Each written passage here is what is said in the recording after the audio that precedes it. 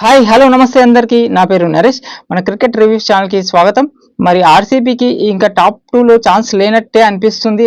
మిగతా టీమ్స్ పైన ఆధారపడి ఉంది. పంజాబ్ ఓడిపోవాలి, మరి జీటీ కూడా ఓడిపోవాల్సి వస్తుంది. మరి ఆర్సీబీ మరి అవకాశాలు అయితే కోల్పోయింది. నిన్న ఎస్ఆర్ఎస్తో గెలవాల్సిన మ్యాచ్ మరి గెలుస్తుంది అనుకున్న మ్యాచ్ ఓడిపోయింది. 15 ఓవర్ల వరకు ఛాన్స్ ఉండేది. మరి అసలు ఏం జరిగిందో వివరాలు చెప్పుకుందాం. కొత్తగా చూసేవాళ్ళు ప్లీజ్ సబ్స్క్రైబ్ చేసుకోండి, లైక్ అండ్ కామెంట్ చేయండి, సపోర్ట్ చేయండి. ఇప్పటి నుంచి cricket analysis and reviews updates కంటిన్యూగా ఉంటాయి క్రికెట్ పైన. ప్లీజ్ లైక్ చేయండి, సబ్స్క్రైబ్ చేసుకోండి. మరి ఆర్సీబీ ఈ బ్రేక్ వచ్చింది, ఎప్పుడైతే బ్రేక్ వచ్చిందో సీజ్ ఫైర్ బ్రేక్ వచ్చింది కదా వారం 10 రోజులు, ఆ బ్రేక్ తర్వాత ఆర్సీబీ ఫస్ట్ మ్యాచ్ వర్షం కారణంగా పోయింది, మైనస్ అయింది. నేను ఎస్ఆర్ఎస్ తో ఓడిపోయింది. అంతకుముందు ఫుల్ ఫామ్ లో ఉన్నాయి. అయినా విరాట్ కోహ్లీ, ఫిలిప్ సాల్ట్ కూడా మంచి ఫామ్ లోకి వచ్చి నేను బ్యాటింగ్ చూసినాం.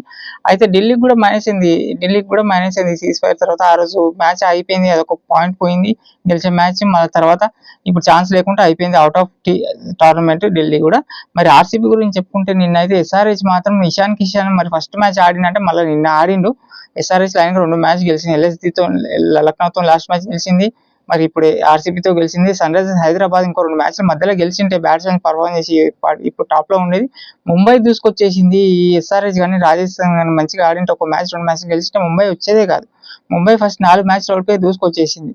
అయితే ఆర్సీబీ మనకి టాప్ ఈసారి కప్పు కొడుతుంది అని చాలా మంది మనం ఎదురు చూస్తున్నాం. కప్పు కొట్టాలి, ఆర్సీబీ 18th ఇయర్ కదా, కప్పు కొట్టాలి. విరాట్ కోహ్లీ కూడా లాస్ట్ ఎన్నింగ్ టోర్నమెంట్స్ వచ్చేస్తున్నాయి, కప్పు కొట్టాలని చూస్తున్నాం. అయితే నిన్న పొరపాటు అయిపోయింది. నేను గెలిచే మ్యాచ్ 15 ఓవర్స్ వరకు 173 స్కోర్ ఉండే. రజత్ పటిదార్ అండ్ జితేష్ శర్మ గ్రీస్ లో ఉన్నప్పుడు మ్యాచ్ వాళ్ళది అనుకున్నాం. ఎందుకంటే బ్యాటింగ్ ఇంకా ఉంది. నేను టిమ్ డేవిడ్ ఉండు, Romario Shepherd, Krunal Pandya batting line ఉంది. ఇక్కడ మన SRH bowling Pat Cummins and Eshan Malinga ఇద్దరిని తీసేసింది. Tim David and Romario Shepherd ని అండ్ రజత్ పటిదార్ రన్అట్ చేయగానే మ్యాచ్ మొత్తం ఒకటేసారి టర్న్ అయిపోయింది. ఒక 173 నుంచి 179కి 7 వికెట్స్ పోయినాయి. టీవీ ఇట్లా మనం బయటకు వచ్చేసరికి మ్యాచ్ కంప్లీట్ అయిపోయింది.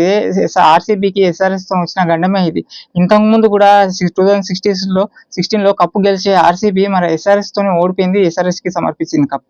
మంచిగా 10 ఓవర్స్ 100 పైన Chris Gayle, Virat Kohli first wicket partnership 100 పైన చేసి పెడితే మిగతా బ్యాట్స్మెన్స్ కుప్ప ఓడిపోయారు. మ్యాచ్ కప్ గెలిచే మ్యాచ్ ఓడిపోయారు. నిన్న కూడా అదే పని చేసింది. పొరపాటు ఫైనల్స్ కి వచ్చే వరకు ఇదే పొరపాటు ఉంటుంది ఆర్సీబీకి. మరి ఈసారి కప్పు కొట్టే మంచి అవకాశం ముంబై కూడా దూసుకొచ్చింది. ముంబైని కూడా నమ్మలేము. మరి జీటీ, పంజాబ్ అన్ని స్ట్రాంగ్ టీం ఉంది. నెక్స్ట్ మ్యాచెస్ మరి చూడాలి. ఆర్సీబీ కంబ్యాక్ చేయాలి. కంపల్సరీ థర్డ్ ప్లేస్ ఉంటుంది. ఫస్ట్ సెకండ్ ప్లేస్ అయితే చాలా కష్టం ఇప్పుడు. మరి విరాట్ కోహ్లీ అయితే మంచి ఫామ్ లో ఉన్నాడు. ఫిలిప్ సాల్ట్ కూడా ఫామ్ లో. ఒక మైనస్ ఏంటంటే హ్యాజిల్వుడ్ లేడు. మరి హ్యాజిల్వుడ్ వస్తాడా నెక్స్ట్ మ్యాచ్ కానీ తెలియదు. హ్యాజిల్వుడ్ బౌలింగ్ డిపార్ట్మెంట్ అయితే సరే బాగుంది. మరి చూద్దాం. ఇలాంటి క్రికెట్ అప్డేట్స్, రివ్యూస్ అప్డేట్ ఉంటే ఎప్పుడు అనాలిసిస్ ప్లీజ్ సబ్స్క్రైబ్ చేసుకోండి. మొత్తం చూడండి వీడియో, లైక్ అండ్ కామెంట్ చేయండి. Thank you.